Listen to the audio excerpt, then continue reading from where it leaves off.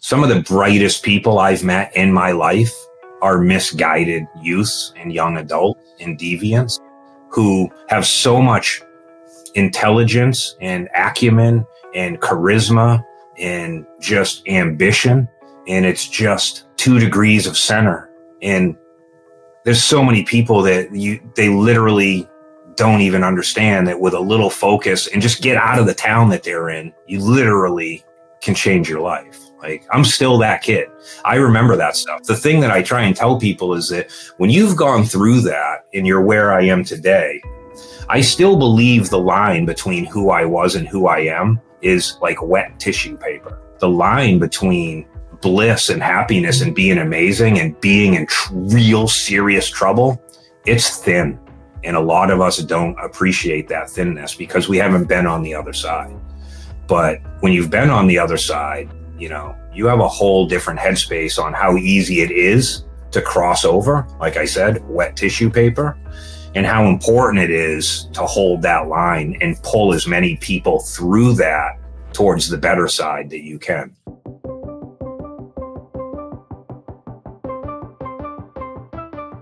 Welcome back to another episode of the Mile 40 podcast. Thank you all for continuing to tune in. If you haven't already, please be sure to go check out the show notes. There's a discount code in there for picking up your copy of Audacious or Break Barriers. Go check it out. Really appreciate all of your participation in making the show what it is today. Also, if you haven't, please be sure to drop a review on Spotify, Apple Podcasts, YouTube. It means a lot, helps the show grow. Today's guest is Thomas Obrey. Thomas co-founded Pixel Media, a full-service digital agency in 1994. He served as its CTO, managing partner, and chief strategist for 3 decades. Individually, he's gained national accolades for his work. He's been published a number of times, awarded for his technology and design work. He's been a featured speaker at TEDx on innovation and collaboration. Pixel Media was rebranded as Rafter One in June of 2022 and subsequently purchased. Mr. Obrey currently spends his time as an advisor, investor, and mentor to people and products within the e-commerce and startup space and does work as a leathersmith. Thomas, thank you for joining me today. Hey, buddy. Thanks for having me. Really appreciate you coming on board. And I think you and I know one thing. That bio was simply just to get the show going, but there's a lot more beneath the surface. What I really appreciate about you was you've accomplished so much that could be put down on paper, but you told me time and time again that you were struggling to put that little bio together.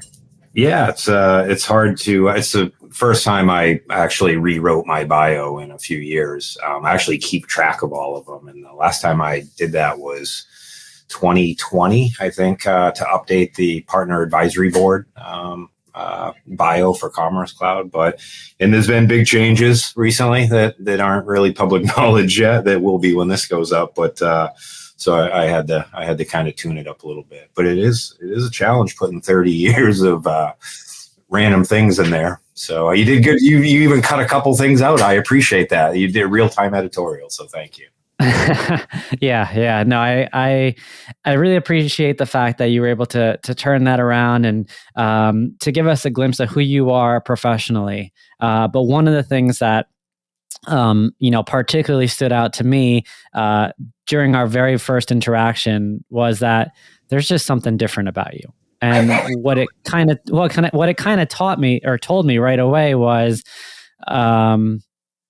he may have a good profile on the outside, but it wasn't built traditionally. Like, I knew that off the bat. I knew off the bat that however you got to where you were, you didn't do it the way that people are probably told they're supposed to do it.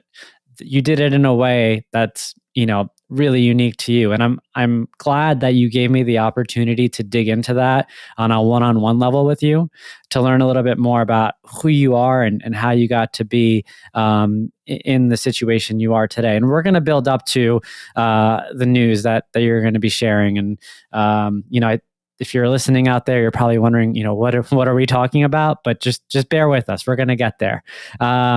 So let's take a step back here. I know in speaking to you and learning about your story that it all started with childhood. And your childhood was by no means a fairy tale. There were a lot of elements to it that most people couldn't relate to. So let's just kind of start out right there. Let's talk about where you grew up. Let's talk about your living circumstances, and we'll build up from there. Yeah, sure. Like, I don't know how far I have a pretty twisted story, so we have to be careful how dig we deep and how far back we go. But so a lot of people don't know I've been in this industry for 30 years and traveling the world, but I'm actually a New Hampshire kid. So I grew up in Dover, New Hampshire, and like most kids of the 70s, had a challenging life situation. I had parents that got divorced pretty much within a year of me being born, and a father that essentially more or less kidnapped me from my mom because she already had a few kids with a prior husband of hers. And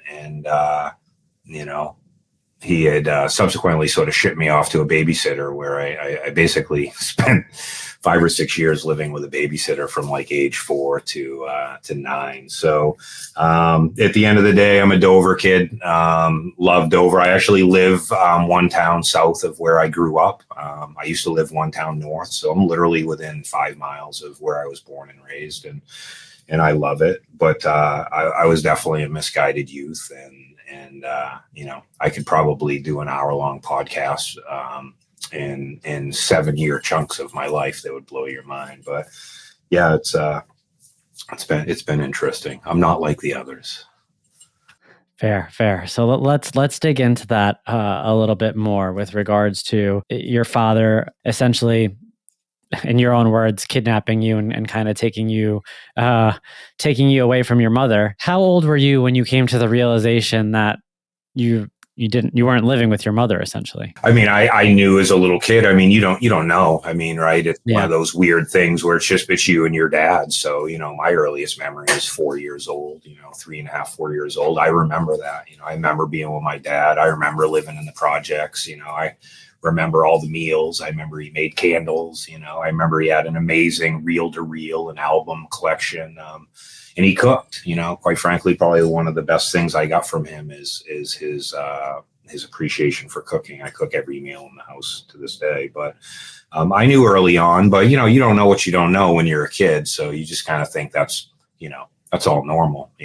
Then you go to a house where your babysitter is just the opposite. She's a single mom with 3 amazing children, and she's reading to them at night. I didn't even, I didn't get read to for the first time, and I think I was 5 years old, and it was literally my first day there. They were actually getting ready to go to bed, and Lynn asked me to just come sit on the couch, and she was reading to her 2 youngest kids at the time. So, you don't know what you don't know when you're that young, and you just kind of go with the flow and figure it out. I didn't meet my mom. I think I saw her one time when I was like maybe 10.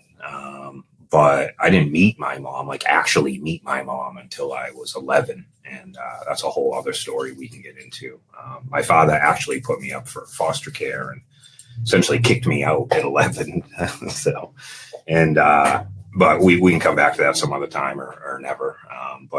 Yeah, I mean, you don't know what you don't know, bud. I mean, everyone else has got moms and dads and shit like that. But as a kid, you just kind of doing what you do. And my father was a, smoker and a drinker, and, over enjoyed his time with all the female neighbors and things like that. So, but like I said, I spent most of my, 4 to 9, I literally lived with a babysitter pretty much full time. In the beginning, he would like come get me at night, and then he'd come get me up every couple days, and then it ended up he'd only like come get me on weekends, and then sometimes he wouldn't come get me on weekends. And quite frankly, Lynn raised me, and Matt and Heather and Chris and that squad, which anybody that hears this that knows me knows these people. But yeah, you don't know what you don't know. You do the best you can. I was left alone a lot.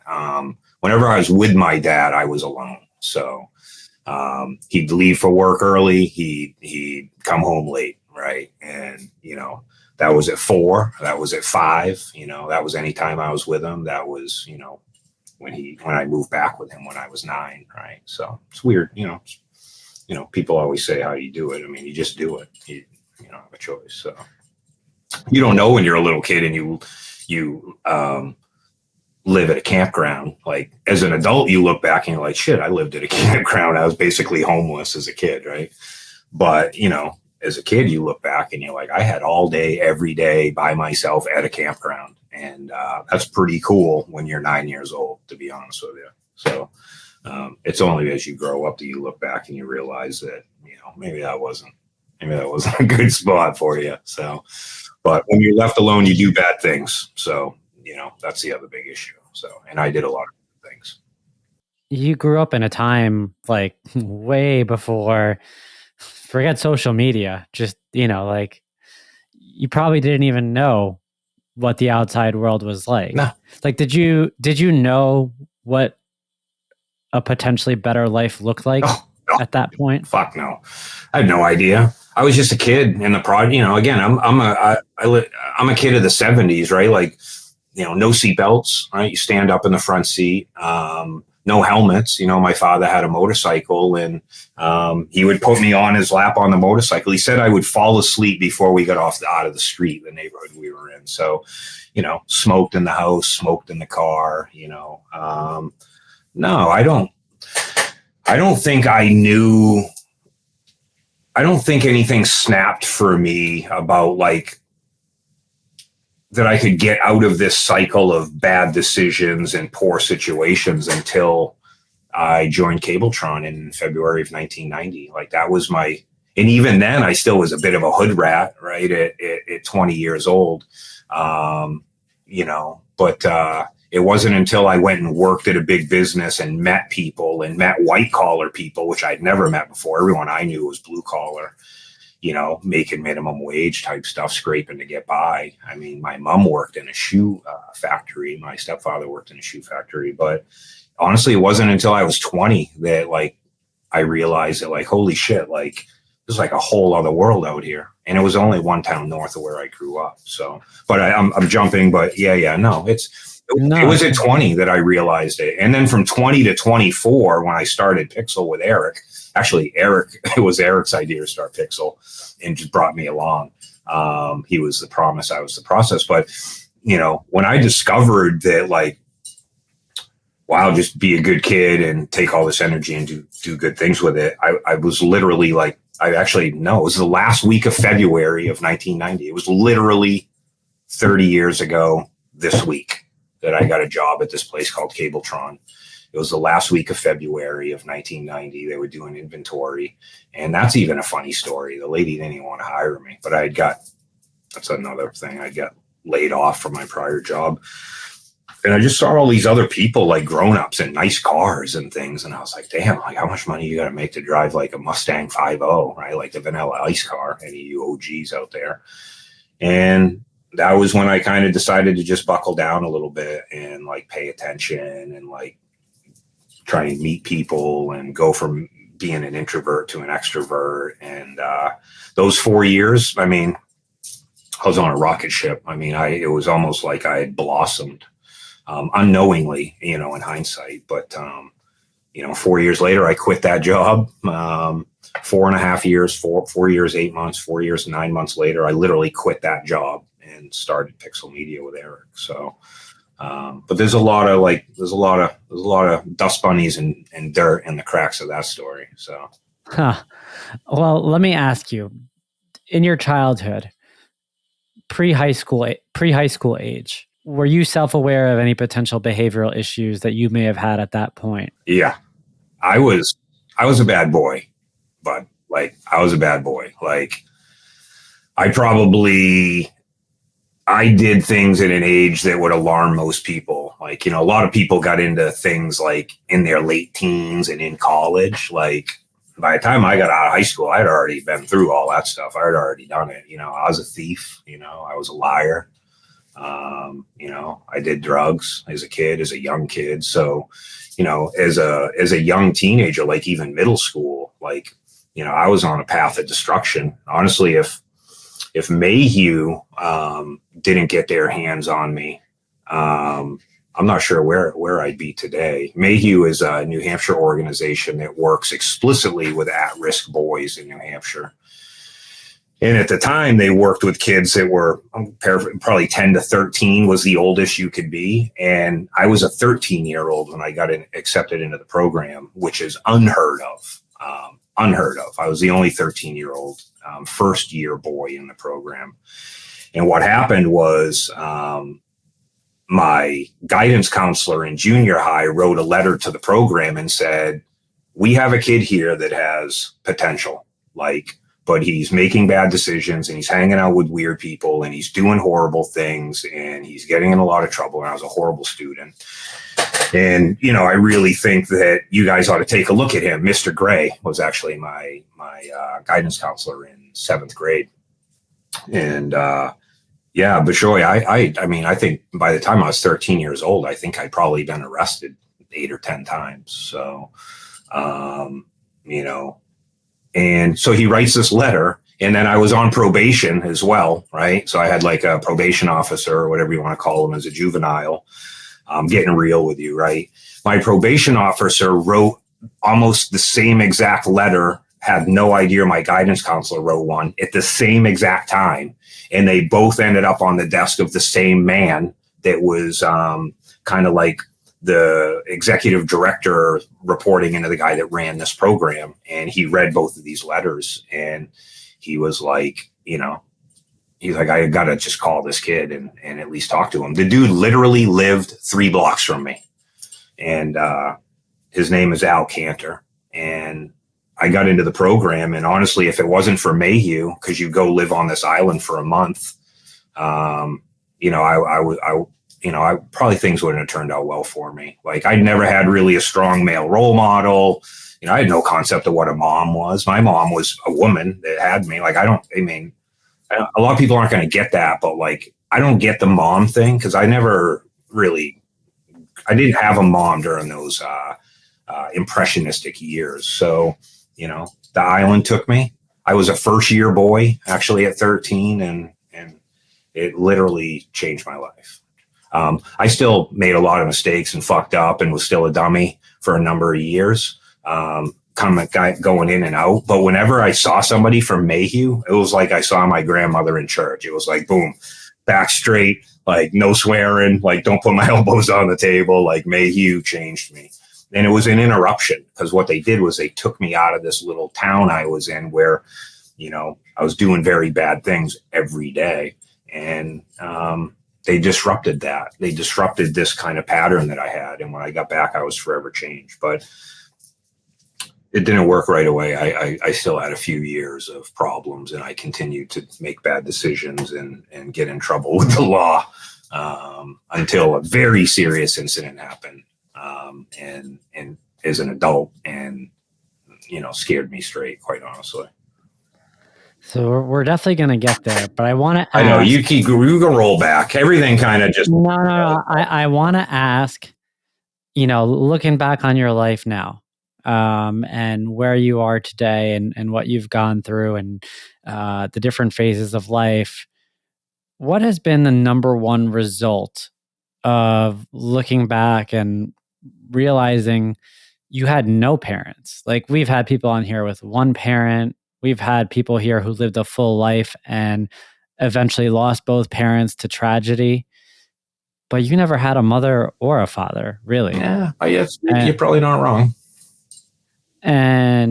Or a present mother or father, right? And what would you say the biggest reflection of that is on the person that you are? Sure, you can point to some of the mishaps you got into as a child and been like, okay, like as a result of that, I got into some trouble.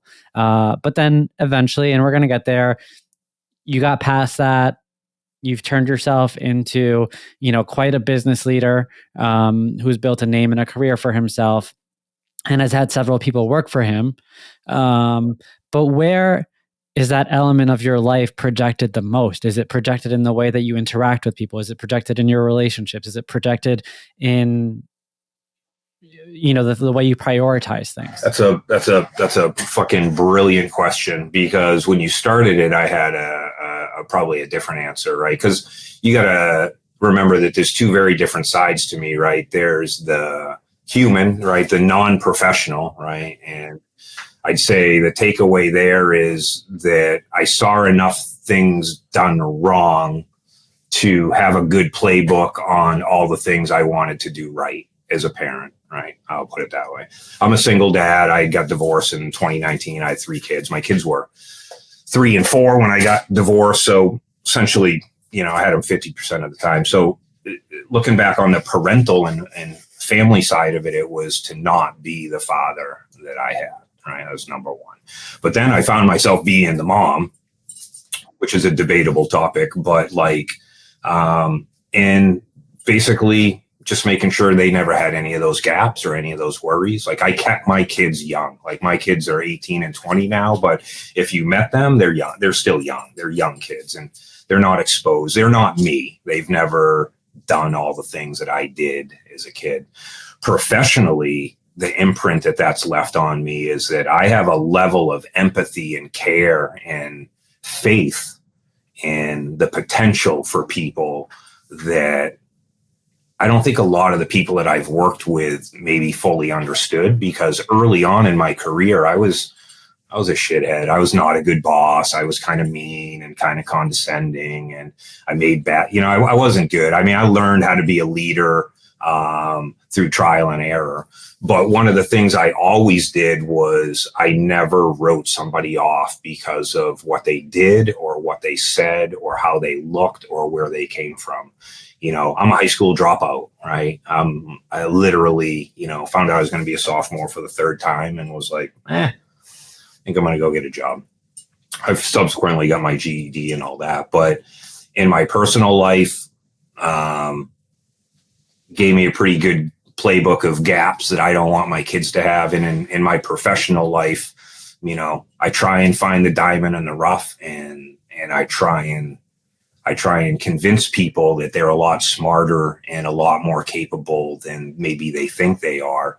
And that if they just thought a little bit more or tried a little more or looked at something a little bit differently, they could do amazing things. And, that's probably my favorite part of being a business owner is watching these kids come in. Like, dude, I would interview you. And if I liked you and you had no idea how to do what we did, I was like, fuck it. I love this dude or this girl, right? I'm going to bring him in. I'm going to give him a seat.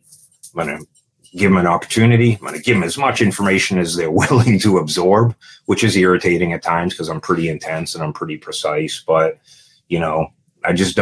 I don't shit on anybody because of their background. As a matter of fact, I'm just the opposite. I have a level of empathy where, like, I want to see them do good. I want to see them succeed. I don't want to see them go through the things I went through as a kid.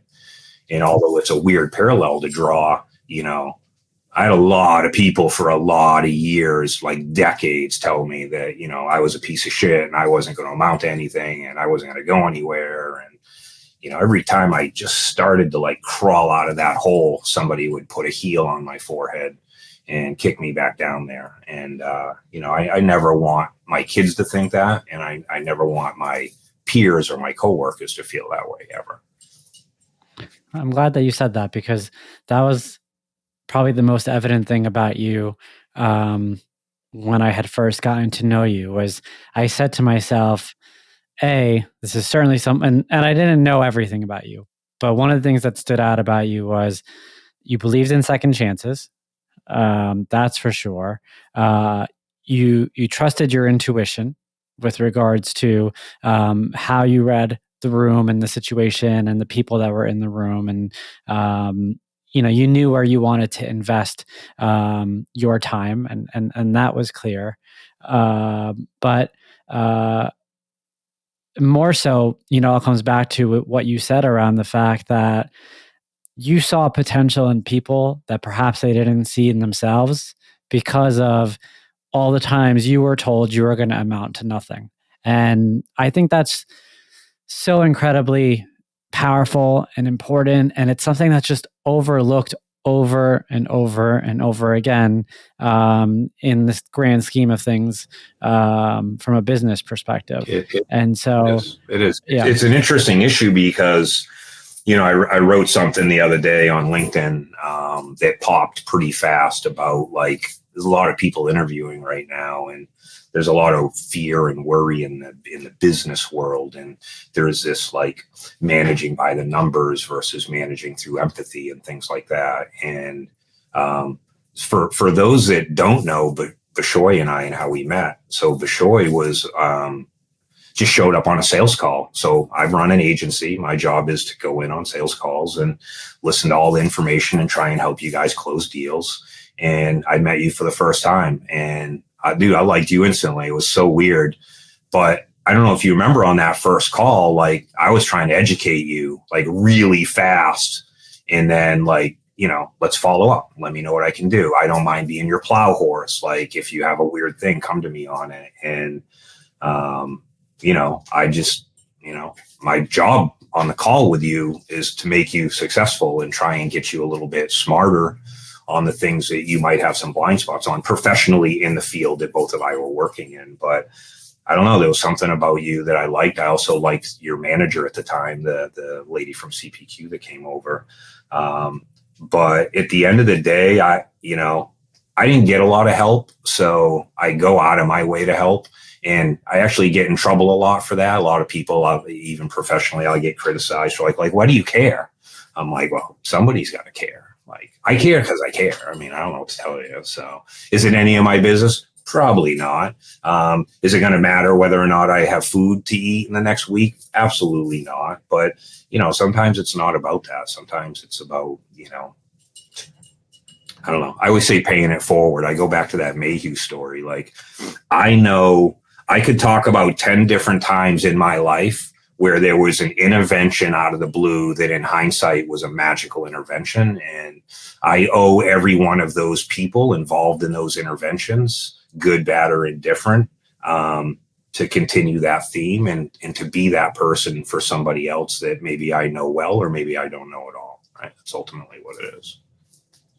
Yeah. No, I mean, that's a lot of insight with regards to how your mind is operating. And I think that's the perfect segue now to kind of talk back to how you bottomed out essentially. And I'm going to take a leap here because you didn't tell me this was your bottoming out. You may have had several moments of bottoming out here, but you alluded to it earlier. You had one major fuck up when you were, in your older teenage years, right? That's when it went down. Yeah, I was 18. So funny, not so funny story. I've kind of implied it in a couple of LinkedIn posts. So I was a misguided youth. I did a lot of bad things. I won't go into the details because I was a juvenile. And but I was well known by the police force and the detectives in the town I grew up in.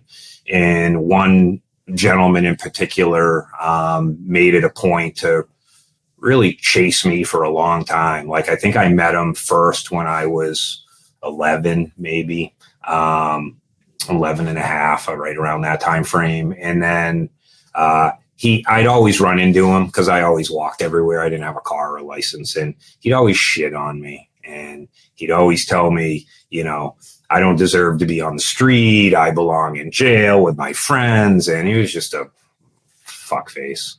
And I love him, by the way, looking back on that, because I ate that like coal and just lit it up. And he's the gentleman that made the comment that I wrote in one of my LinkedIn posts, which was actually this incident. So when I turned 18, he had waited. He was waiting for me to be an adult so he could get me on a big boy thing.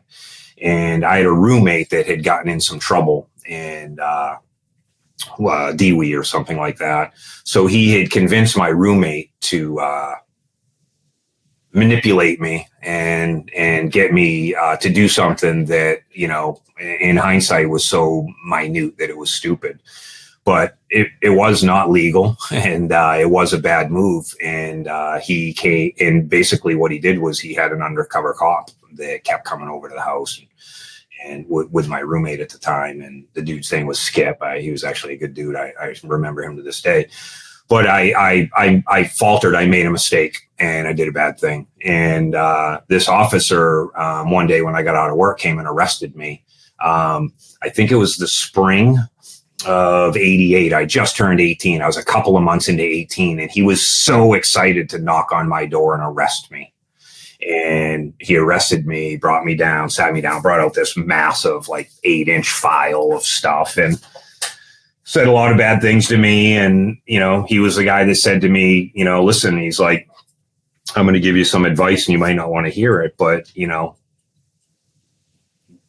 don't blame what was done to you as a kid on what you do to yourself as an adult. Okay.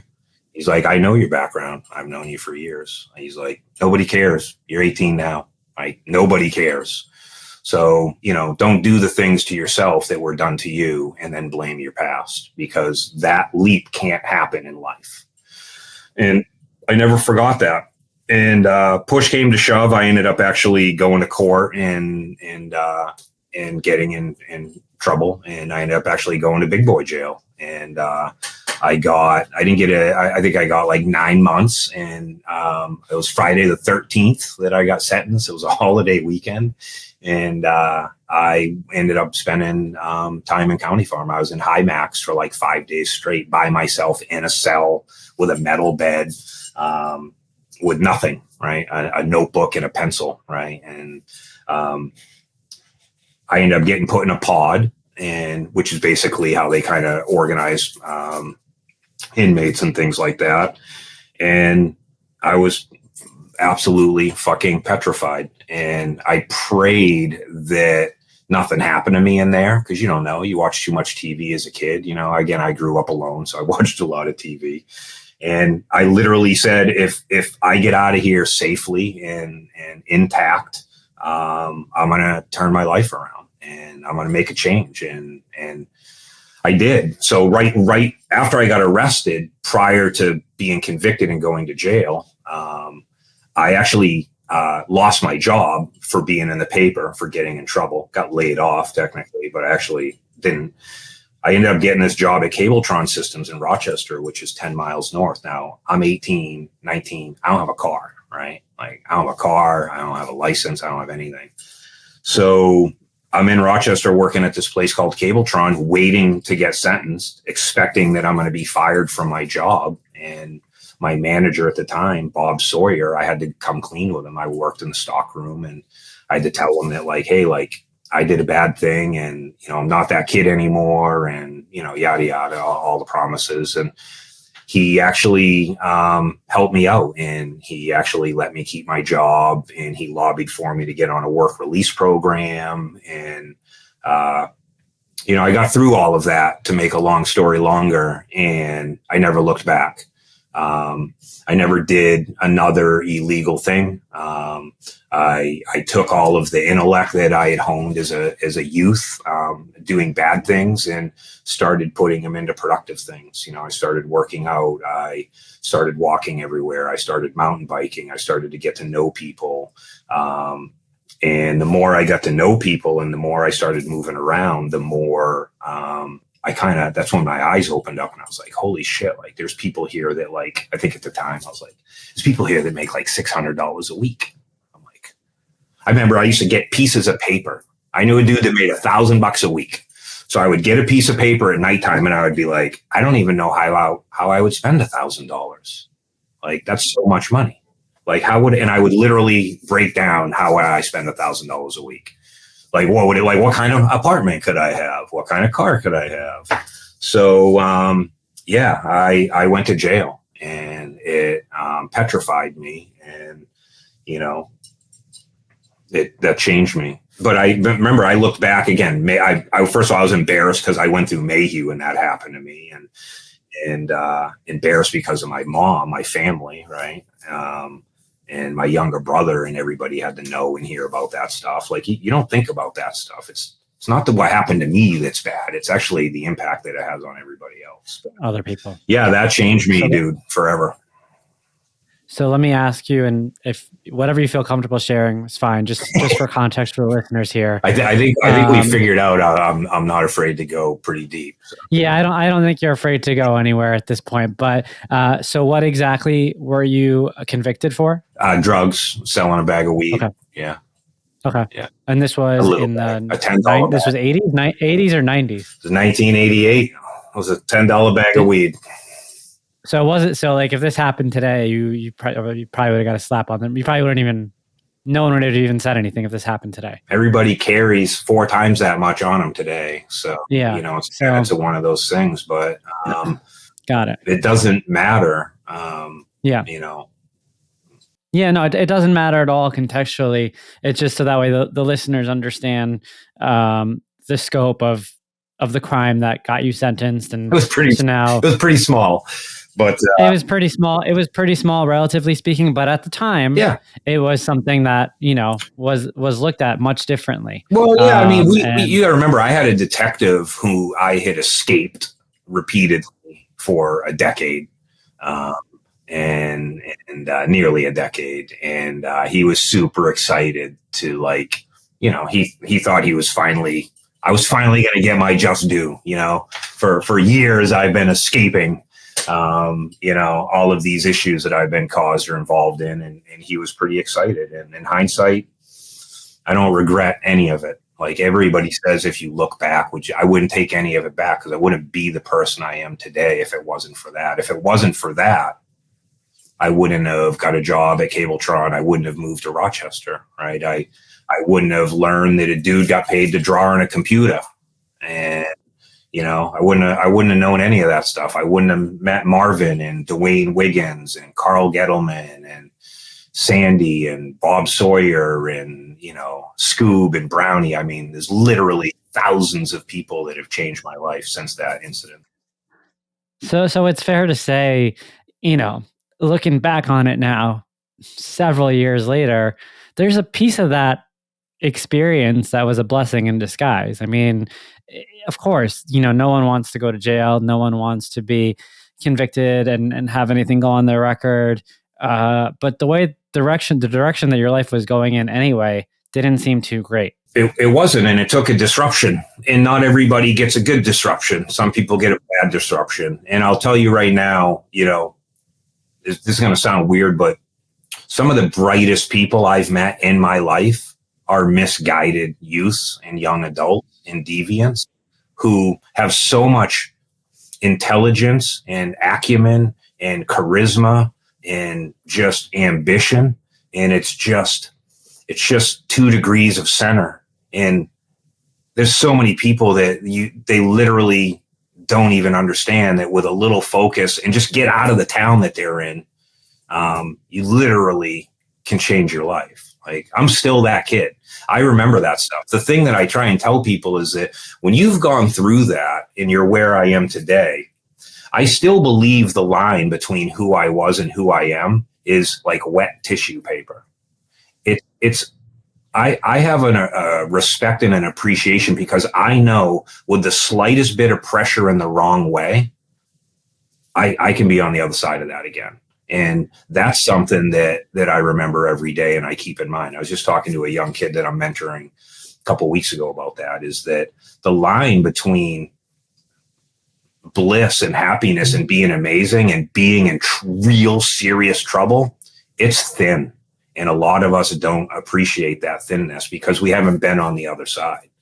But when you've been on the other side, you have a whole different headspace on how easy it is to cross over, like I said, wet tissue paper, and how important it is to hold that line and pull as many people through that towards the better side that you can. And that's what I like doing. I like pulling people towards the better side. Don't get me wrong, Bashoy, I'm sure you've heard of my night game. And when I'm out at the trade show, I am still an absolute maniac. I'm still the king of clubs. But I do it in a controlled and respectful manner where I'm really just trying to give people a chance to fully enjoy themselves. This is going to sound like a weird question, and I'm probably going to butcher the way that I put it out there. But, you're on here. I've had at least one, maybe 2 other guests that I can think of that have served jail time that have come on the show. I've listened to several other podcasts and met other people who have been convicted of other crimes in the past. And, the theme amongst all these people that I've encountered and that I've listened to is one of, a comeback that, is much greater than what they went through. But I have a question for you as someone who's gone through it? Because you pointed this out, and I want to clarify. I agree with you 100% around the fact that a lot of times these individuals who are misguided in their childhood or in their adolescence, they pick up a skill set that like truly differentiates them from everybody else around them. I don't care if you went to Harvard. I don't care where you went to school, what degrees you have, or whatever accolades you've built. There's something incredibly unique and special about individuals who are misguided in their upbringing, who figure out a way to claw back and come back stronger than ever. And where this question is going is, I believe in that so much that I'm willing to give almost all of them second chances. And when I look at someone like you or some of these other individuals that I've had on the show or some of these other people that I'm referencing, that have gone through the system and had to deal with it, is you could probably tell better who's full of shit and who's not when it comes to wanting to better themselves, better than, someone on the outside. And I think that's one of the things that is really, really hard to dispel, and that's why a lot of people don't believe in giving those second chances. They'll generalize, and that's why, when I was growing up, you don't want anything on your record because God forbid if you have anything on your record, you're never going to get a job. Yeah. Can you speak to that a little bit? Like, speak to that ability that you have now that you've been through the system, and obviously that was a long time ago, and you've built everything that you've built, and you've done everything that you've done. What's that skill set that you have ingrained in you, given what you've gone through, to be able to say, this person really is like dedicated to righting the ship, whereas I think this person's trying to play me? Well, that's a really great question. I mean, I don't know that I would say anybody, myself included, is good enough to make that assessment off the jump, right? I think that you can have a read on people, but I think that's hard for me to describe. So people always ask, so how'd you do it? Like, who helped you? Like, boy, I had somebody say, boy, you sure were lucky. I was like, lucky? Fuck you. I wasn't lucky. I worked 100-hour weeks for 35 years. So literally 100 hours a week, 35 years is a business owner. But I think you got to give them the opportunity to express through activity and through putting the work in that they're actually willing to do the work, because it isn't about whether or not you want to change. I think everybody wants to change. Most people want to change, even if just a fleeting moment, right? We all have days when we wake up in the morning and we're super excited to do these 10 things before 9 o'clock, right? Because I get up at 5:30 every day, right? But if you don't get started on those things, 9 o'clock comes real quick. And we all have that story of the morning of a lot of great things in the honey-do list, and we don't do any of them because we got the blahs. So I think the embodiment of that is one's ability to actually do the work, do the work. And, there's never been more opportunity at anybody's fingertips than there are right now. When I was a kid and I wanted to learn something, I didn't have money to buy a computer, learn how to draw. I taught myself how to draw on a computer using Microsoft Paint in 1991. Okay. In 1991 in Microsoft Paint, it was 1 pixel at a time, right? Imagine drawing a laptop on a screen as an interview for an engineering lead that's looking for a designer, and you got to draw a laptop 1 pixel at a time. So, I think there's a lot of things. First of all, you could pick up on a lot of cues on whether or not somebody is really serious, right? It's their tone, it's their eye contact, it's their empathy, it's emotion. But I don't know. I don't know if I know. People always ask, how do you do what you do? I don't know how I do what I do, Bishoy. I just kind of do it. And I'm willing to give everybody a chance, and I'm willing to talk to anybody. And I'd say if there's one thing that I do, it's I actually care. I know it sounds weird, but I actually care. I care, and I probably care too much and get myself in trouble and overstep my bounds a lot. But I got kids that came in working for us that didn't know a thing. that, were full of shit and made up stories. And I could tell right away these guys were full of shit. I could name them, but they know who they are. They're still in the area. They're actually friends of mine. But you got to like sit down and talk to them, and you got to say, listen, this whole like talk track here, like cut the shit. So you got to stop that. Do you want to do this or do you not want to do this? And I think what a lot of people are missing is somebody that's willing to put their arm around them, really or figuratively, and kind of have the hard talk about what's actually required to do the things that they strive to do. Because I don't think there's enough people willing to sit down and talk about the things you have to stop doing very directly and the things you need to start doing, and understand that neither of those is a switch. Each one of those is, you can only stop a couple of things. You can only start a couple of things. You find these little victories and you start peeling the onion on it. But maybe I'm wrong.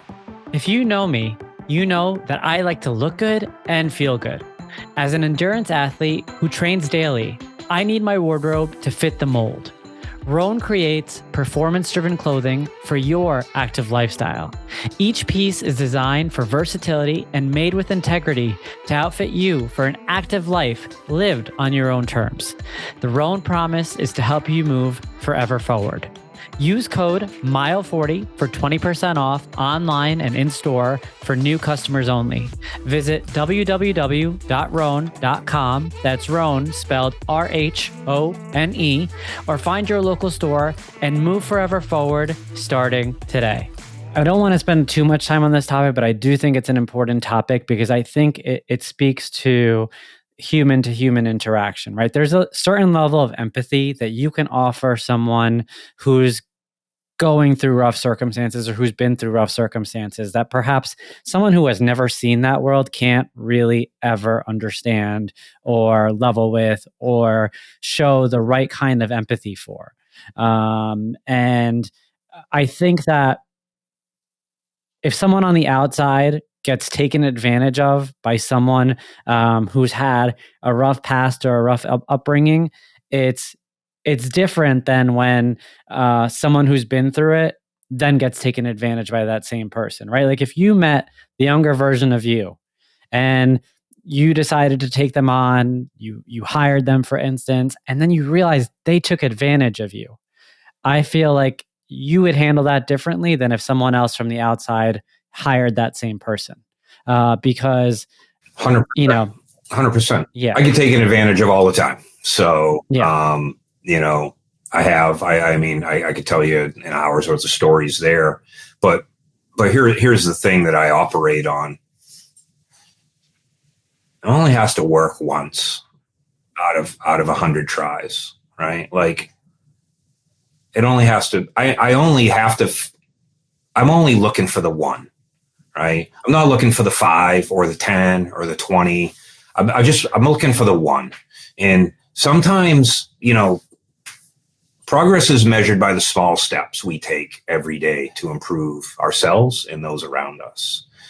And what success looks like to one person is not what success looks like to another person. It is not.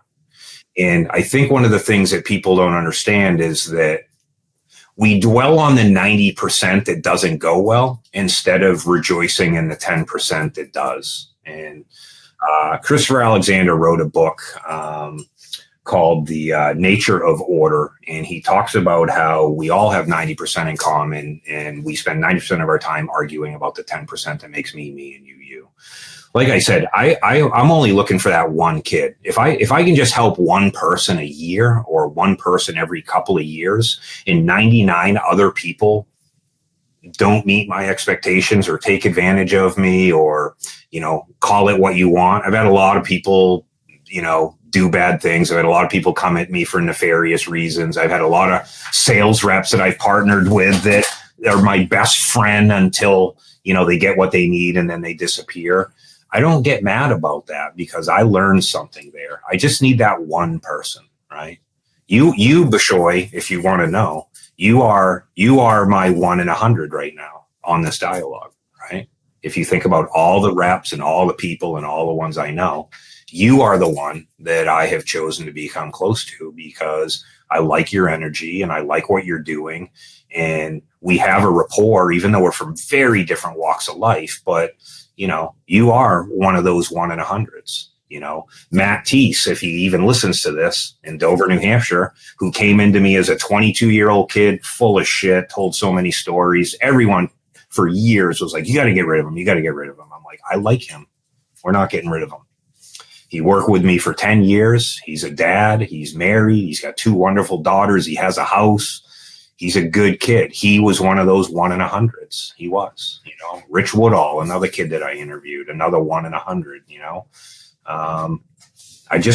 just need that one, you don't need to change the world. So, and I'm always looking for that next 1 in 100, to be honest.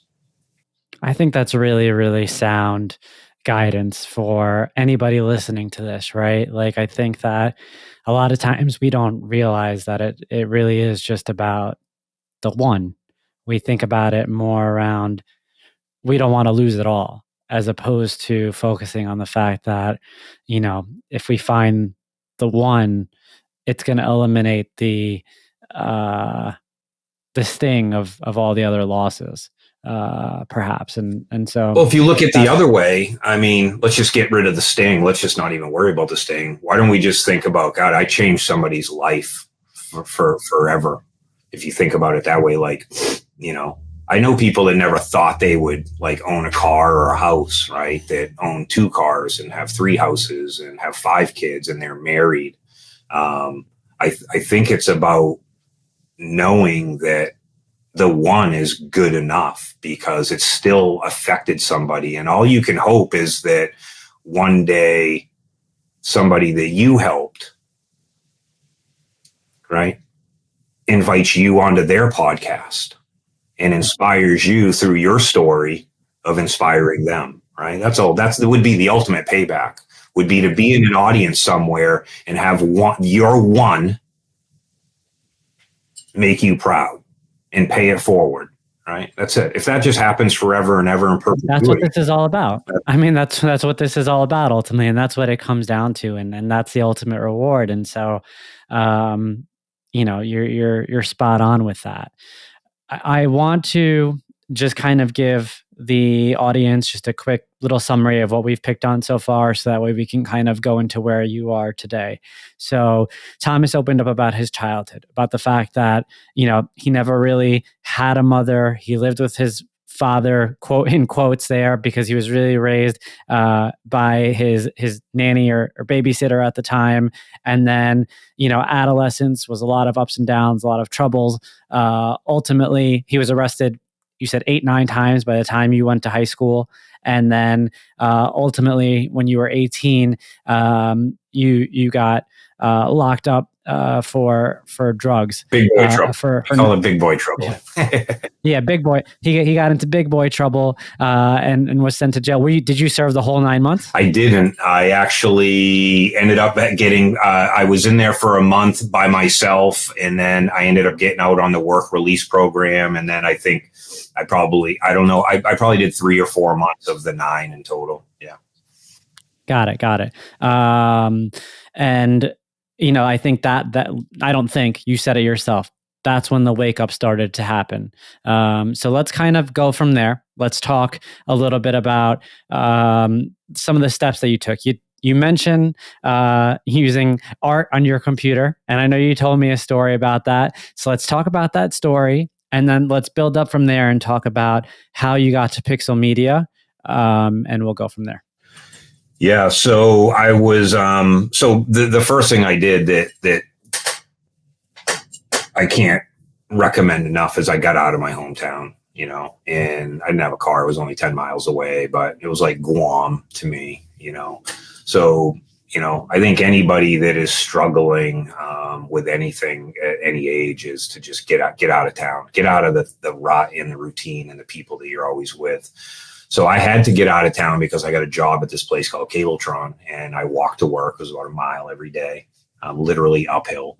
And I was working in the stockroom, and I took time to get to know people, and, everyone's got to come get stuff. I did what's called kidding, and I talked myself into a job doing test engineering, unqualified, and got out of the stockroom and got on the other side of the wall where you actually wore nice shirts and had buttons and stuff on them, which I'd never had in my life. And I was doing test engineering.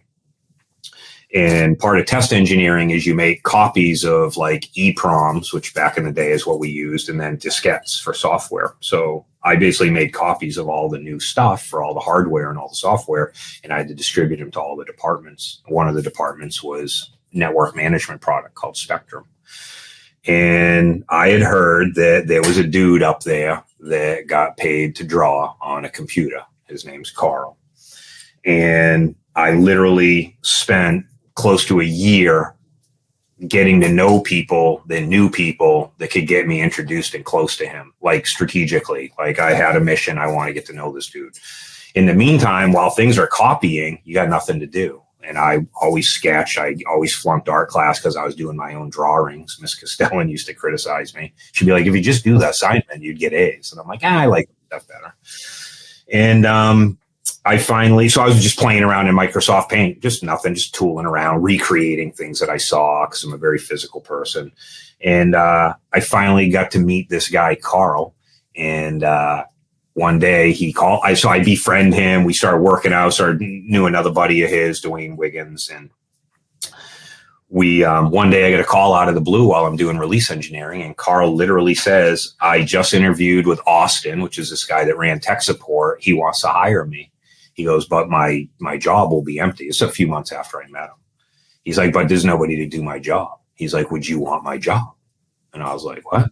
He's like, would you want my job? You could be the graphics guy for Spectrum, this network management product. I was like, do I want your job? He didn't know that secretly I had basically had a man crush on him. And like my dream would be to get paid to draw on a computer.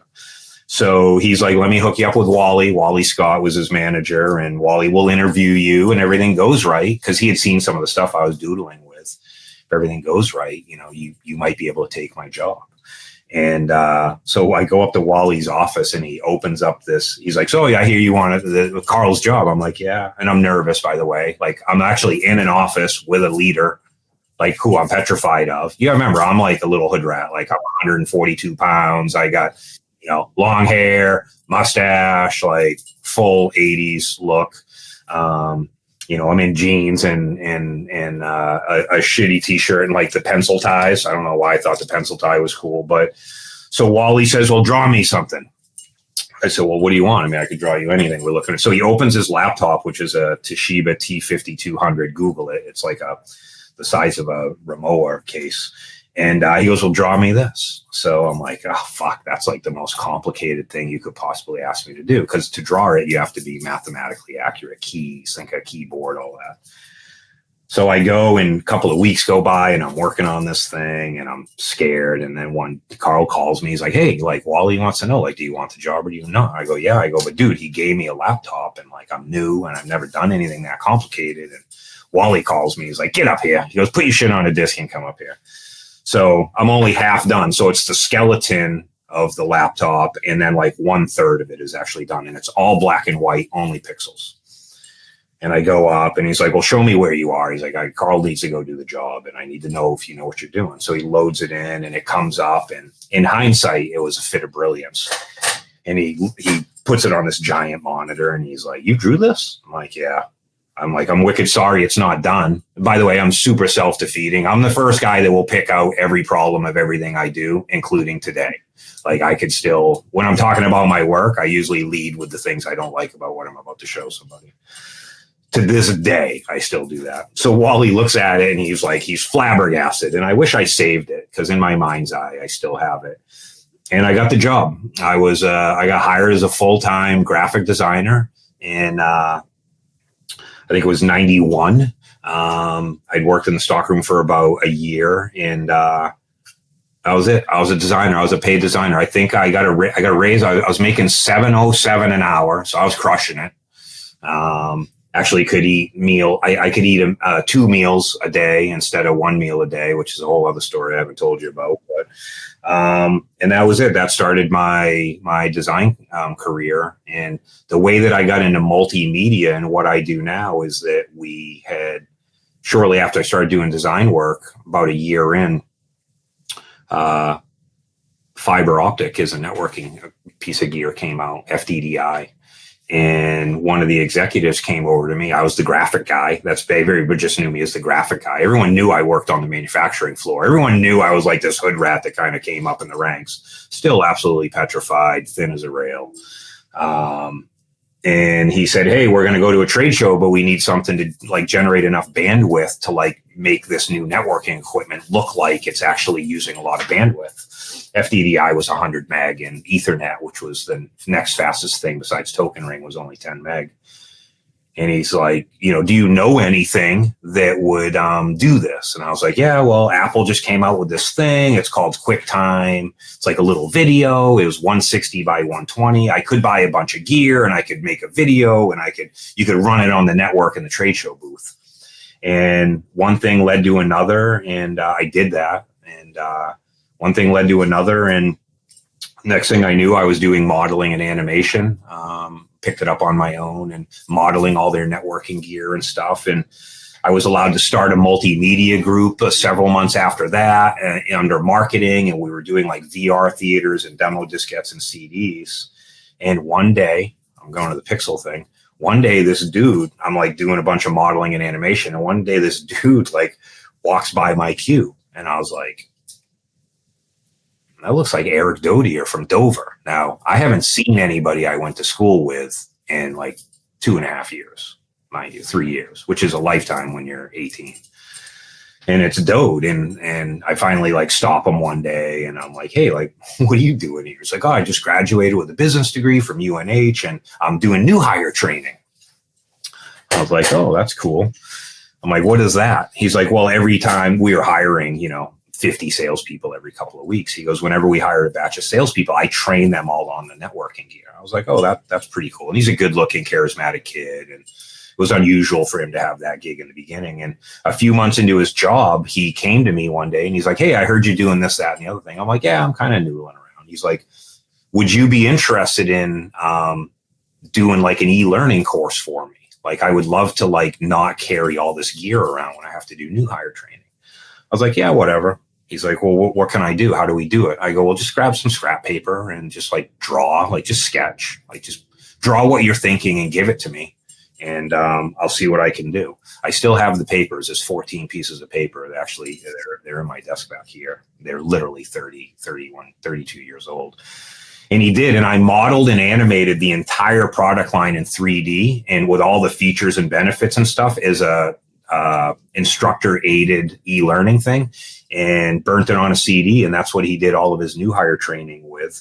And then one day he pulls me aside, he calls me over to the other building. And he's like, hey, he's like, is this something you'd want to do for like a job? I was like, dude, I get paid to draw on a computer.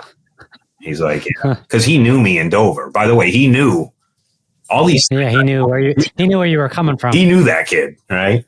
Yeah. And I said, yeah, I would love to do this. And he's like, what do you think about starting a business? And I was like, I'm in.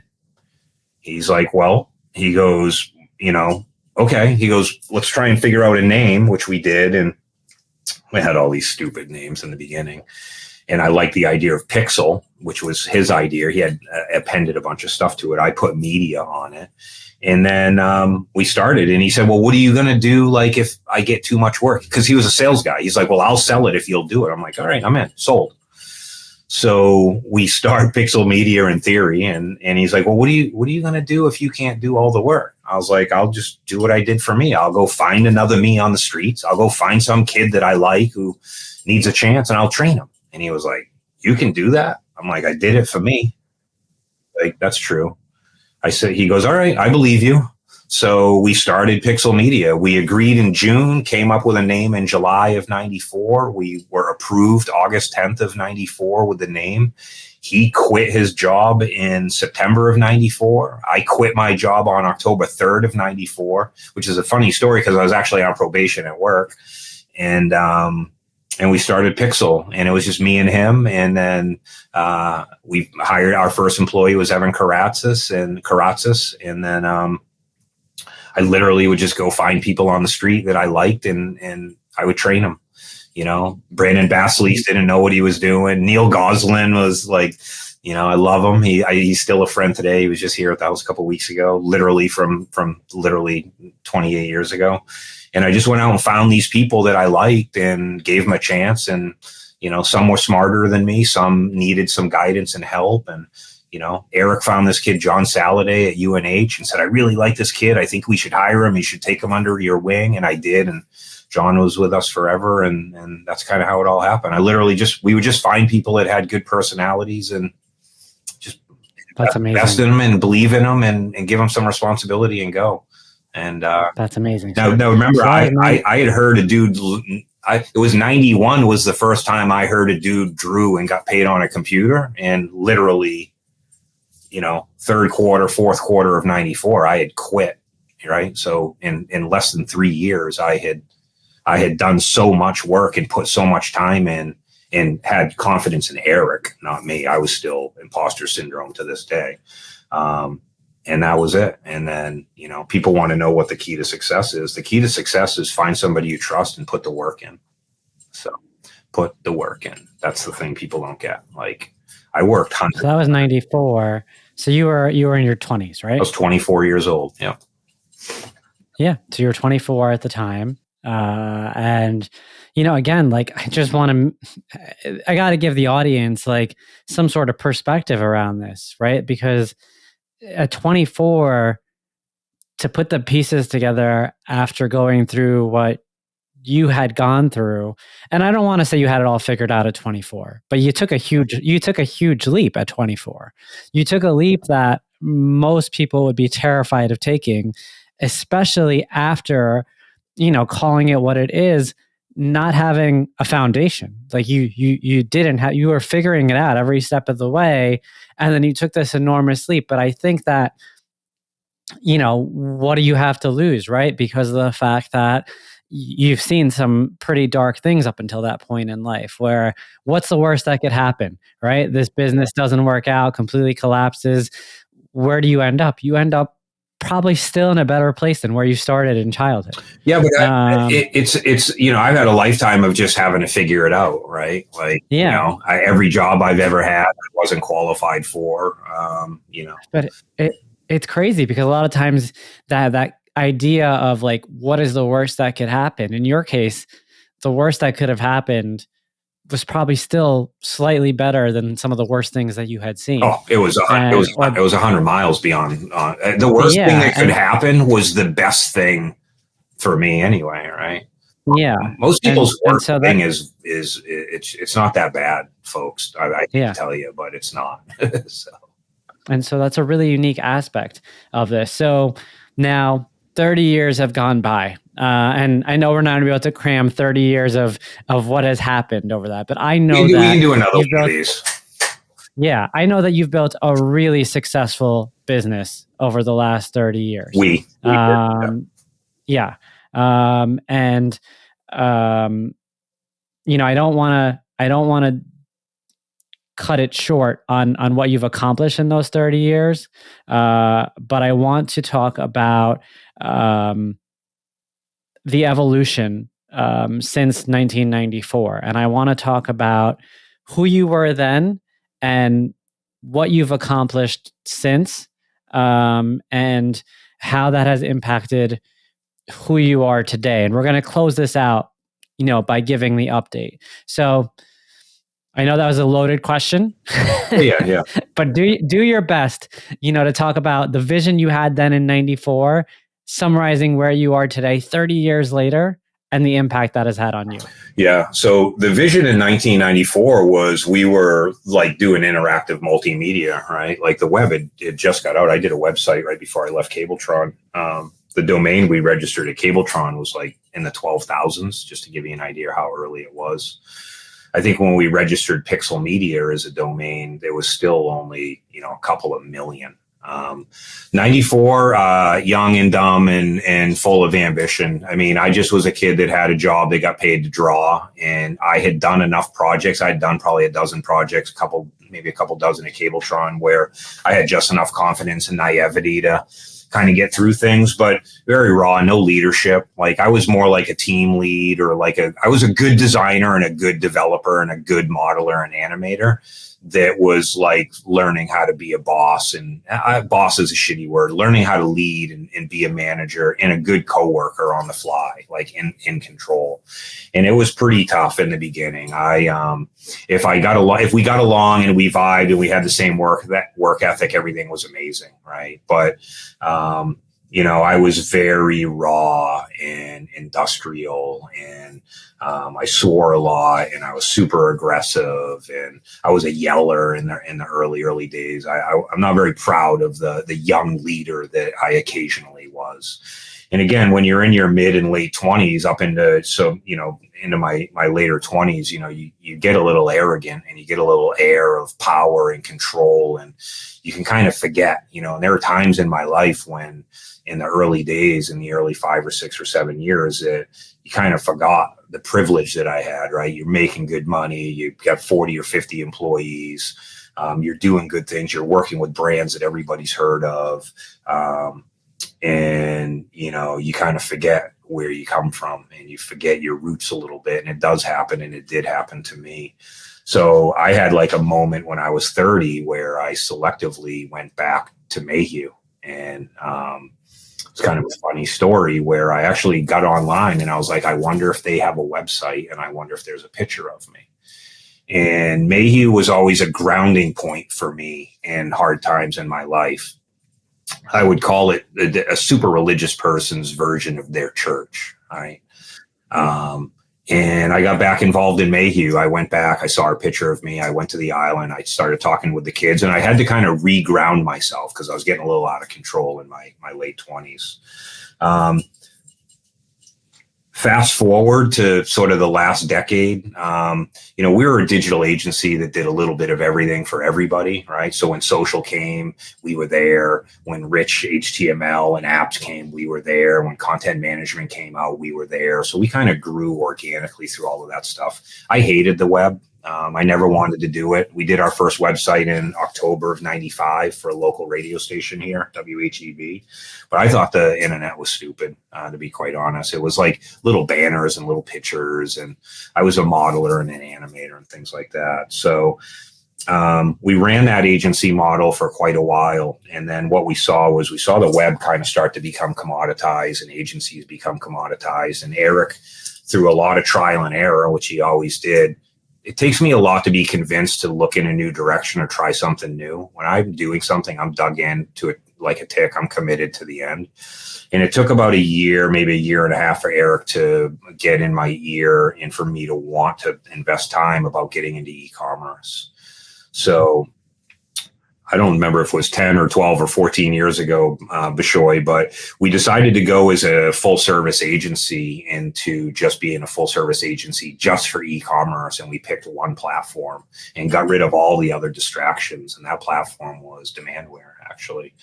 And so we went all in on that and did that pretty much since that period. I think it's about, I got involved in Demandware in 2005. So actually we're coming up on 19 years here. Where we eventually went to and where I went as a leader is Eric had to come talk to me one time in my young 30s and explain to me that my management style wasn't really appreciated as much as it maybe once was, and that maybe I was not being the leader that he expected of me and that my team deserved, right? Because everybody reported up to me other than the sales team. And we agreed at the time that I wasn't worthy of running the teams anymore, even though I was a partner. It was best if they all reported to him.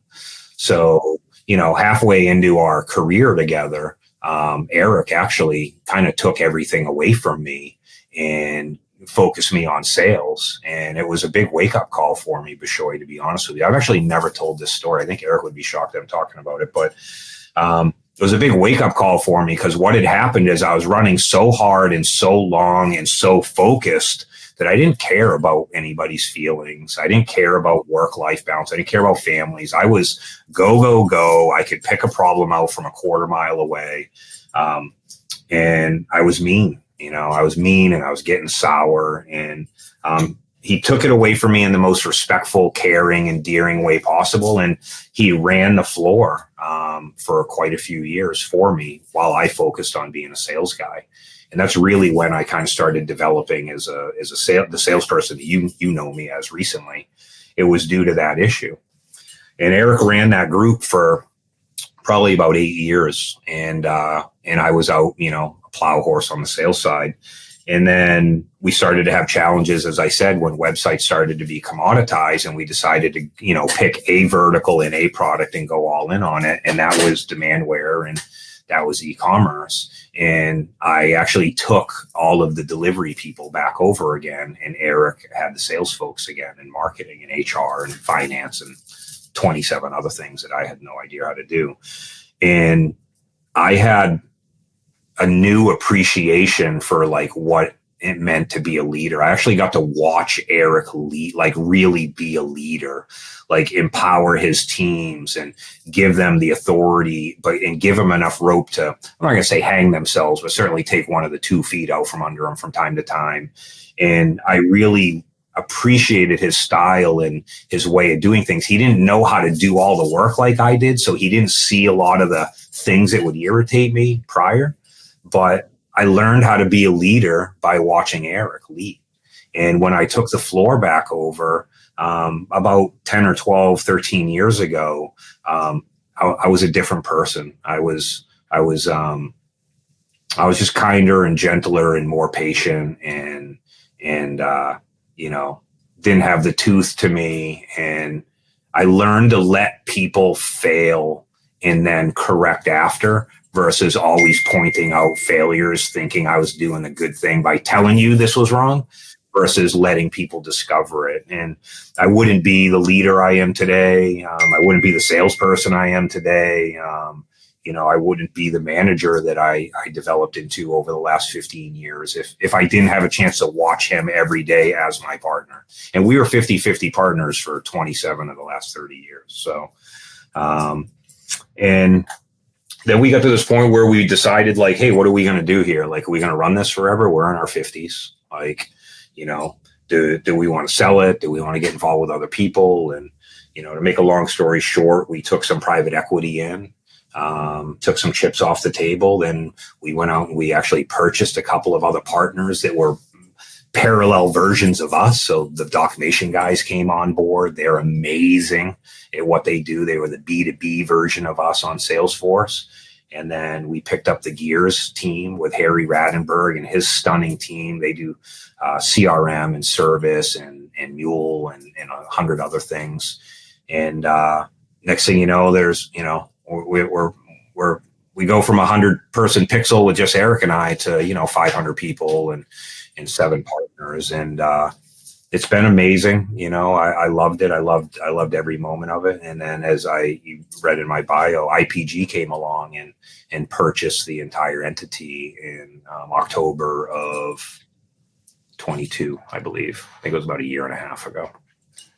That's absolutely wild. And thank you for giving us that. But yeah. Yeah, no, thank you for giving it to us, though. And so, again, like, I can't even imagine, starting out the way that you did, turning it into what you turned into, and having it kind of,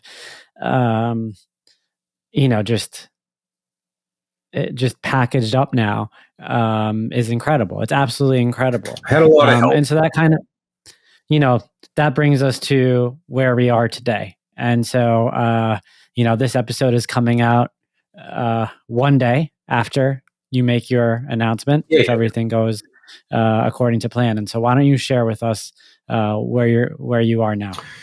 Yeah, so I want to be clear that, like, my success is highly dependent on Eric and the leadership team that we have now, and quite frankly, every staff member that's ever worked for us in the last 30 years. I mean, I remember every one of them. I still stay in touch with them, but it's not a me thing. It's a them thing. I think that they taught me more than I taught them. I think I'm just a conduit for them to express what they want to do. But Eric is probably the guy that made me a truly better person, despite all the warnings 30 years ago by all of our friends in high school.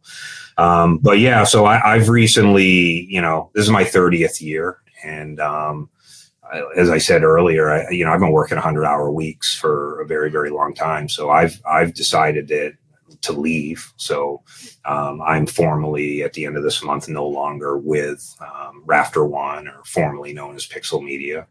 And for no fault or reason, anything other than it's my 30th year. And, I've never not had a job since I was 14 years old voluntarily. So I'm on a sabbatical right now. My goal is to take a few months off. We'll see how well that goes. The over under is not in my favor on the betting line from all my friends, but it's time to focus on me. And I love the business. I love the people. I still stay in touch. I talk with Eric and meet with him every week, but I've left Rafter, and my future is more on the advisory and investment and mentorship side. I want to go find, and there's a few of us that are talking about it. I want to go find me. I want to go find another kid like me, preferably another couple dozen kids like me, and not exactly like me, but I want to pay it forward, and I want to help product companies build better products and have better product messaging. Right now, the e-commerce market is a literal shit show of terminology and smoke and mirrors, and I think it's bullshit. I'm going to invest where I think it makes sense. And I want to get on the mentorship side of things. And again, focus on me. I got kids that are going to be going to college this fall. This is my last year with my boys. My wife is working as a nurse full time. This is like the first time in my life I've actually able to take some time. But my true passion is, helping. So I'm going to put all my energy and my time into helping others and see where we go from there. And, Thank you. Thank you for giving us that update. And, I just think it speaks so much to everything that you've gone through. And despite the fact that you've been figuring it out all along the way, and you mentioned your roots earlier, right? And it the fact that you mentioned your roots kind of stuck to me, because I was thinking to myself, well, what roots is he talking about? Like, what exactly was he referring to when he said his roots? But somewhere along the way, you realize that people either instilled value in you, they showed you a little bit of what it is that you can do, and they showed you the power in projecting that on others, and they showed you the importance of paying it forward. And I think a lot of people could have gone through life, especially after navigating what you've built over the last 30 years, continued to allow the cash to come in, continue to build wealth, and eventually just taking that to their grave without taking the period that you're now taking. And by all means, I know you're figuring this out. And to the audience out there, he said it very eloquently around what it is that he's going to do right now. But if we were to have another podcast episode, we could probably spend an hour talking about what it is that he's actually doing right now to figure out, the next couple stages of his life. But the one thing that's been evident since you and I started talking, and that I appreciate you sharing, is that focus on paying it forward. And I think there's no message more powerful than a person who came into this world with the odds completely stacked up against them, who was essentially told that he could amount to nothing, to the point where someone, essentially was waiting for the opportunity to put you in a jail cell. And now all you can think about is how you can give back. And so I think it's the perfect way to round this out. And I just want to say thank you for that. And thank you for sharing that. And most definitely going to have to figure out a way to get you back on here. Yeah. A lot of stories to share. I appreciate you asking me. I was honored. For those listening, it took me a couple of months. I was petrified to do this with you. And, these are stories I don't tell much. So there's a big group of people that may hear this that know me that don't know this. They've heard bits and pieces, but I think that it's important for people to understand that the road isn't always straight or paved. And it isn't ever what you think it's going to be, but you know, you just gotta put the work in at the end of the day. And like I said, thank God Eric came to me. I'm a better human because of him. And if I had one suggestion for anybody out there that's like struggling with like mentorship or, somebody that you can kind of look up to, you find somebody. Like, that's one of my things. I am magnetized towards people that I admire and I respect and that I wish I was more like. That's why I'm close to Billy. That's why I'm close to Rich. That's why Eric is my lifelong friend. That's why I have Shannon, my wife, the queen. She's a unicorn, right? Like, find people and without excuse or shame, go after them. Even if it's just to have a coffee and just talk. Like, don't be afraid to go step outside your network or outside your group and say, hey, this is who I am. And, can we just like grab a coffee and shoot the shit? Like, I appreciate this or that, the other thing. It's literally my go-to move. And I'm telling you right now, if you do that, like right now, it will change your life.